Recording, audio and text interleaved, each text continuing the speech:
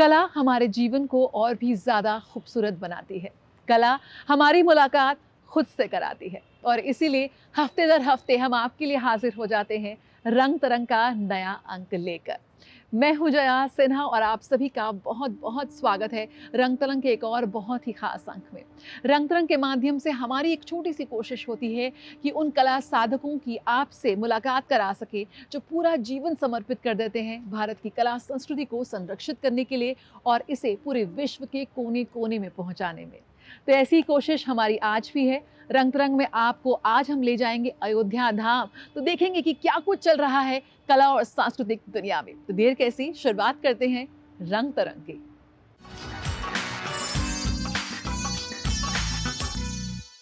पूरी विश्व की निगाहें हैं अयोध्या पर।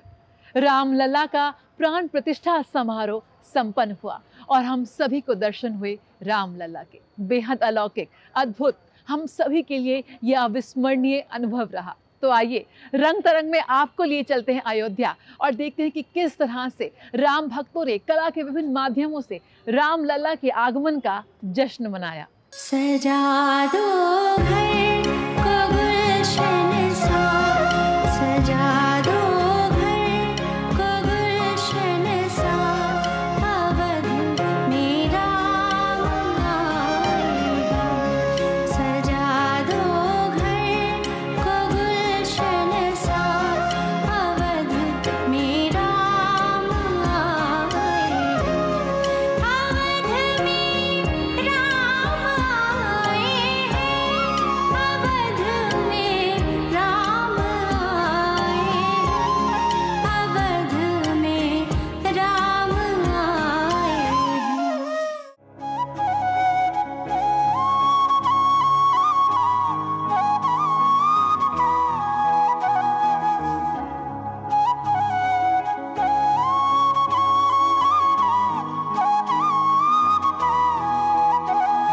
सज धज के, सज धज के आए प्रभु राम, बोलो जय सिया राम। नगरी हो अयोध्यासी, नगरी हो अयोध्यासी, रघुकुल सघराना हो और चरण हो राघव के जहाँ मेरा ठिकाना हो, और चरण हो राघव के जहाँ मेरा ठिकाना हो। लगी कुटिया भी दुल्हन सी, लगी कुटिया भी दुल्हन सी, अवध में राम आएंगे। सजा दो घर को गुलशन सा, अवध में राम आएंगे, अवध में राम आएंगे। जय जय राम जय सिया राम, जय जय राम जय जय राम, जय जय राम जय सिया राम, जय जय राम। अयोध्या पावन हुई, हर तरफ हर जगह खुशियाँ छा गई। आओ हम सब करें वंदना राम की। बोलो राम राम राम, बोलो राम राम राम, बोलो राम राम राम, बोलो राम राम राम। बरसों के बाद अयोध्या में एक खुशी अनोखी आई है। राम लक्ष्मण भरत शत्रुघ्न संग में सीता लाई है। प्रभु संग बजरंगी विराजे, प्रभु प्रभु संग बजरंग विराजे। राम राज की छाप है, त्रेता युग में विजय हुए थे, कलयुग में भी आप है। स्वागतम स्वागतम स्वागतम। बोलो राम राम राम, बोलो राम राम राम, बोलो राम राम राम, बोलो राम राम राम, बोलो राम राम राम। अवध में राम आए हैं, अवध में राम आए हैं, मेरे श्री राम आए हैं। सजा दो घर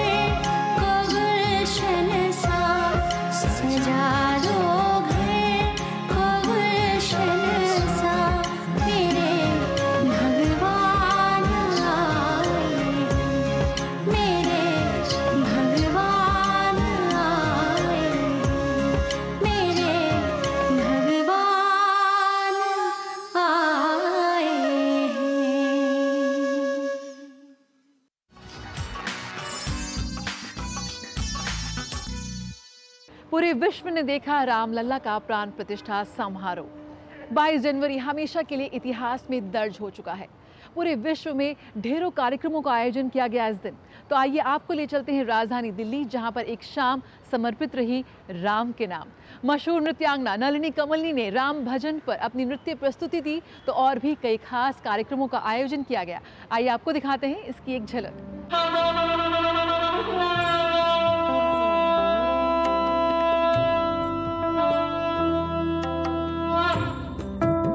रामलला प्राण प्रतिष्ठा के ऐतिहासिक दिवस को नई दिल्ली के NSUI ऑडिटोरियम में स्वदेशी शोध संस्थान के माध्यम से आज की शाम रामलला के नाम से एक सांस्कृतिक कार्यक्रम के रूप में मनाया गया।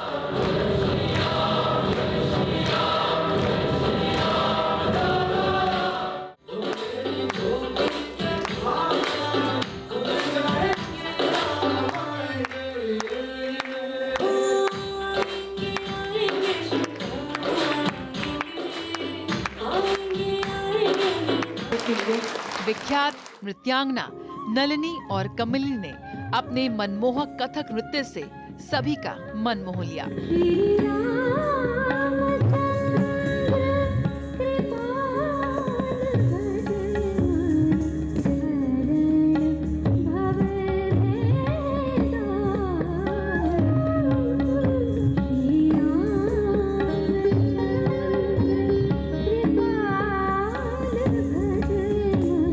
इसके बाद डॉक्टर संजना जॉन द्वारा रामायण से प्रेरित एक फैशन शो का आयोजन हुआ। झोपड़ी के भाग आज खुल जाएंगे, राम आएंगे, राम आएंगे, आएंगे, राम आएंगे।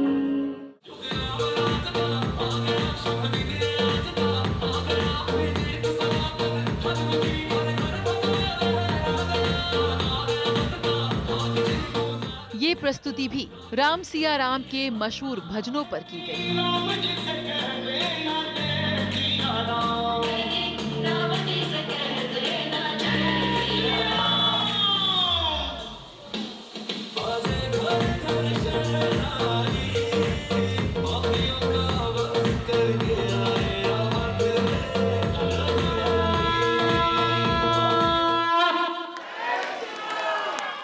यकीनन रामलला की प्राण प्रतिष्ठा एक बेहद ऐतिहासिक और भावुक क्षण रहा। राम का दिया जले, घर घर राम का जोत जले। रामलला की प्राण प्रतिष्ठा समारोह हमेशा के लिए हम सभी के स्मृति पटल पर चिन्हित हो चुका है। ये शाम रही रामलला के नाम, जब सभी दर्शक राम भक्ति से ही सराबोर नजर आए।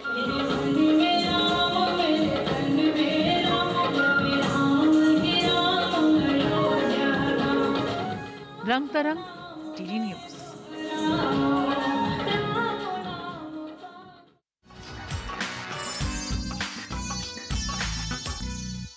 वोकल फॉर लोकल, जब से प्रधानमंत्री ने इस नारे को बुलंद किया है, हम देख रहे हैं कि भारतीय कारीगरों को न सिर्फ एक नई पहचान मिल रही है, बल्कि राष्ट्रीय नहीं अंतर्राष्ट्रीय बाजार में आज उनका उत्पाद बिक रहा है। इसी कड़ी में राजधानी दिल्ली में आयोजन हुआ स्वदेशी मेले का।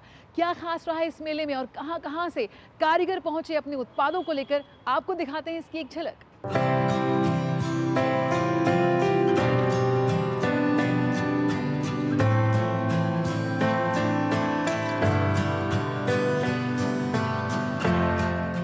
राजधानी दिल्ली में प्रधानमंत्री मोदी के वोकल फॉर लोकल और स्वावलंबी भारत पर आधारित स्वदेशी मेले में लोगों ने मेक इन इंडिया उत्पादों की जमकर बिक्री की।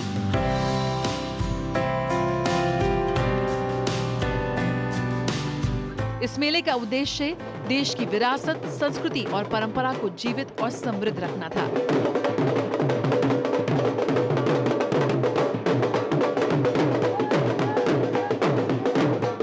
इस मेले के जरिए देश भर से आए कारीगरों और शिल्पकारों को मिला अपने उत्पादों को बेचने के लिए एक बड़ा मंच और बाजार।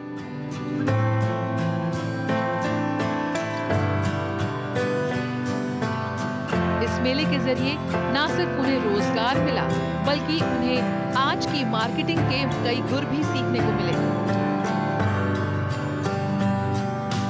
आप आत्मनिर्भर भारत के सपने को बेहद मजबूती से गढ़ते हुए इस वक्त हम देख रहे हैं कि कैसे भारत के कारीगरों को एक बाजार मिल रहा है, एक मंच मिल रहा है अपने उत्पादों को प्रदर्शित करने का।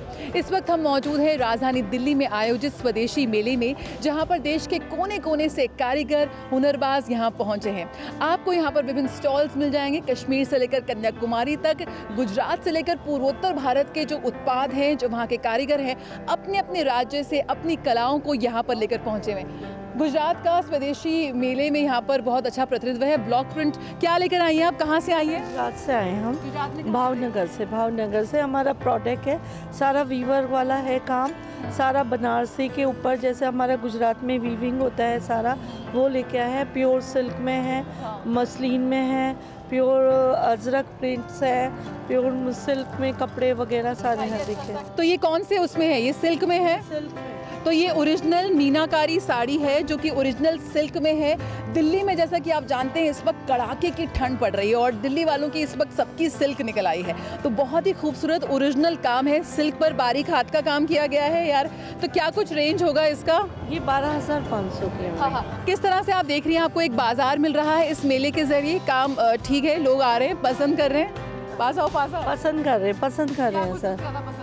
साड़ी, सूट्स, हमारे सूट्स भी पसंद कर रहे हैं प्योर के, और रुपट्टे वगैरह सारी चीज़ें, ड्रेस मटेरियल, कुर्तियाँ वगैरह सभी पसंद कर रहे हैं। तो काफ़ी भीड़ जुट रही है इस स्वदेशी मेले में। किस तरह से यहाँ पे कोशिश की गई है? गुप्ता जी मेरे साथ जुड़ चुके हैं। गुप्ता जी बताइए, कैसे देश के कोने कोने से यहाँ पर कारीगरों को लाकर इस स्वदेशी मेले का आप हिस्सा बनाने का एक प्रयास है? बेसिकली मोदी जी का बहुत बड़ा कॉन्सेप्ट है आत्मनिर्भर भारत और make in India, vocal for local, local for global. उसी कॉन्सेप्ट को ध्यान में रखते हुए ये स्वदेशी मेले का आयोजन किया गया है। और स्वर्णिम भारत फाउंडेशन और स्वदेशी जागरण मंच, ये एक बहुत बड़े सामाजिक संगठन हैं जो इन कारीगरों और दस्तकारों, हस्तशिल्प वाले आर्टिसंस को बढ़ावा देने का काम करते हैं। इस मेले का मुख्य उद्देश्य जो है वो है जो छोटे छोटे गांव में काम करने वाले आर्टिसंस, कारीगर हैं, उनके हस्तशिल्प को बढ़ावा देना, उनको बाजार उपलब्ध कराना। तो काफ़ी खरीदारों की यहाँ पे भीड़ जुट रही है। क्या कुछ खरीदा है आपने, बताइए? हमने यहाँ बहुत सारे सूट खरीदे हैं जो बहुत रीजनेबल रेट में मिलेंगे। हाँ।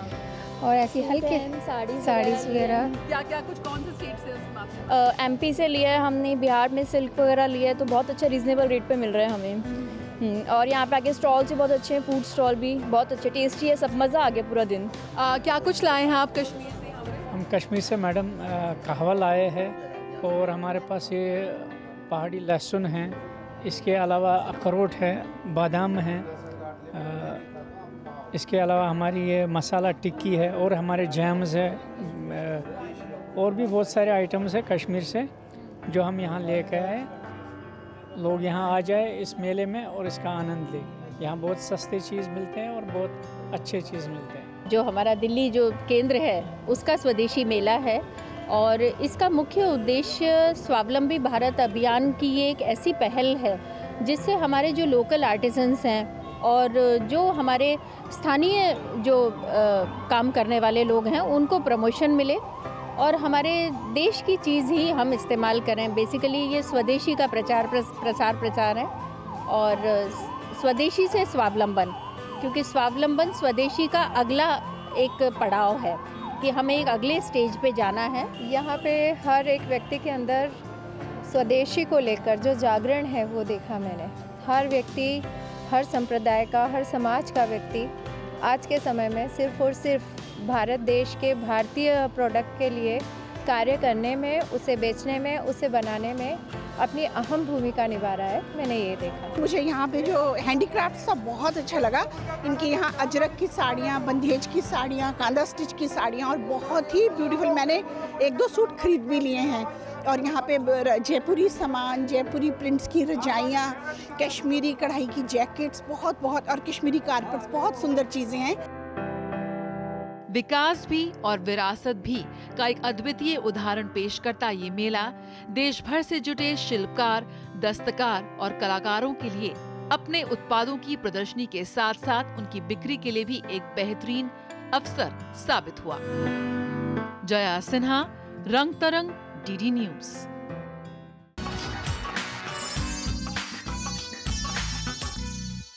और आइए अब देखते हैं कि बीते हफ्ते कला और सांस्कृतिक जगत में और क्या खास आयोजन रहे।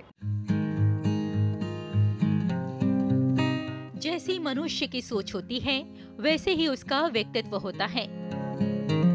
तभी तो कामना की जाती है कि मन शुभ संकल्प वाला हो और किसी भी कलाकार का मन प्रेम से परिपूर्ण होता है। इसीलिए अगर वो चित्रकार है तो रंगों के माध्यम से अपनी सोच के साथ पूरे समाज को एक नई दिशा देता है। A Walk Through My Mind इस विषय पर दिल्ली के इंडिया हैबिटेट सेंटर में एक चित्र प्रदर्शनी का आयोजन किया गया, जिसे अपनी सोच और खूबसूरत आकृतियों से सजाया था चित्रकार सुमन सेन गुप्ता ने। लॉकडाउन के टाइम में ये शुरू हुआ था मेरा ये जर्नी। इसमें मैंने उस टाइम का जो मेरा एक्सपीरियंस था वो कैप्चर करने की कोशिश किया।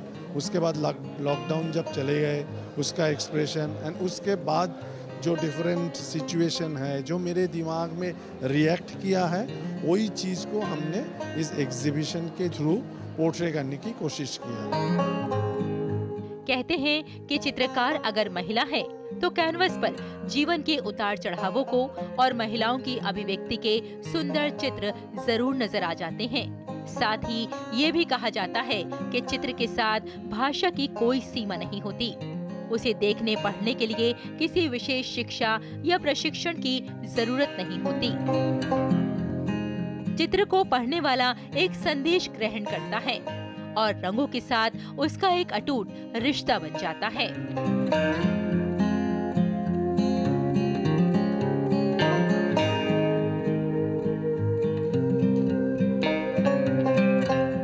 रेशमा की रिपोर्ट, रंग तरंग के लिए।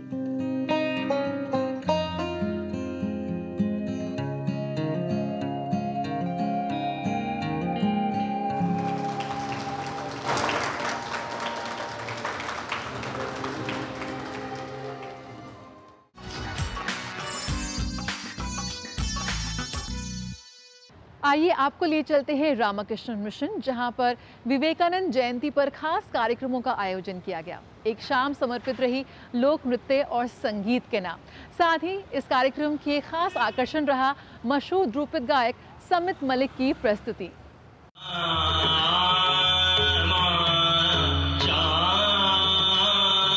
सूल ताल और राग चारुकैशी की यही वो मंत्रमुग्ध संगीत लहरियां हैं जिन्होंने राष्ट्रीय युवा दिवस को और खास बना दिया।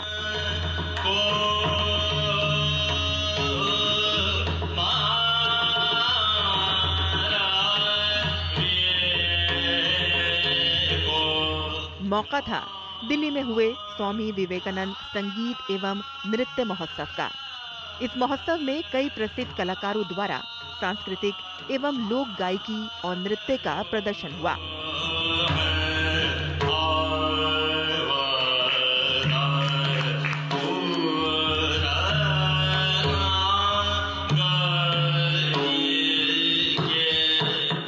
स्वामी विवेकानंद की जयंती पर हो रहे इस कार्यक्रम में जब डॉक्टर समित मलिक की गायकी गूंजी तो पूरे वातावरण में एक अलग सा रंग घुल गया।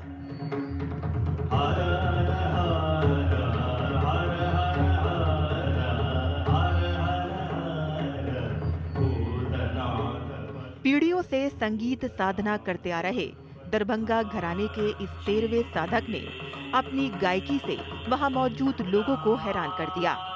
हर हर की बुलंद होती आवाज कानों को सीधी जादू की तरह लगती रही।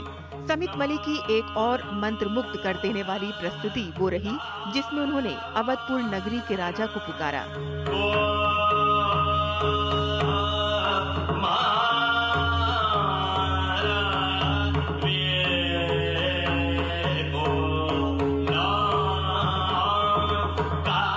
अपने पिता पंडित राम कुमार मलिक से ध्रुपद गायन की बारीकियां सीखने वाले डॉक्टर समित मलिक ने अपनी कला से आज खुद की अलग पहचान बनाई है।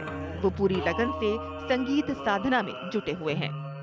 हम ये जानना चाहेंगे कि शास्त्रीय संगीत की जो ध्रुपद शैली है वो एक आध्यात्मिकता का एहसास देती है और सुनने वालों के मन और मस्तिष्क को बहुत ज़्यादा एक शांति प्राप्त करती है।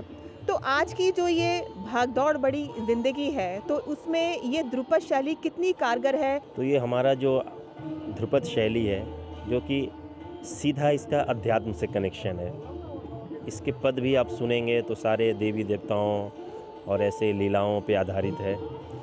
तो ये सीधा भगवान से जोड़ता है और ये भक्ति मार्ग है।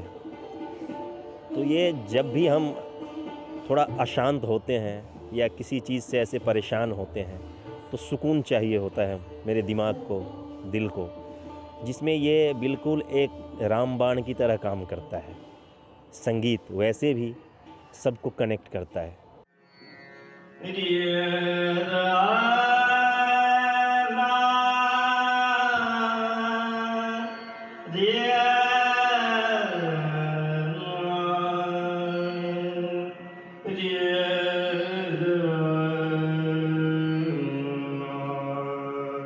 शास्त्रीय संगीत भारतीय परंपराओं में इतना रचा बसा है कि यहाँ की विभिन्न संस्कृतियों और इतिहास को अपने अंदर समेटे हुए है।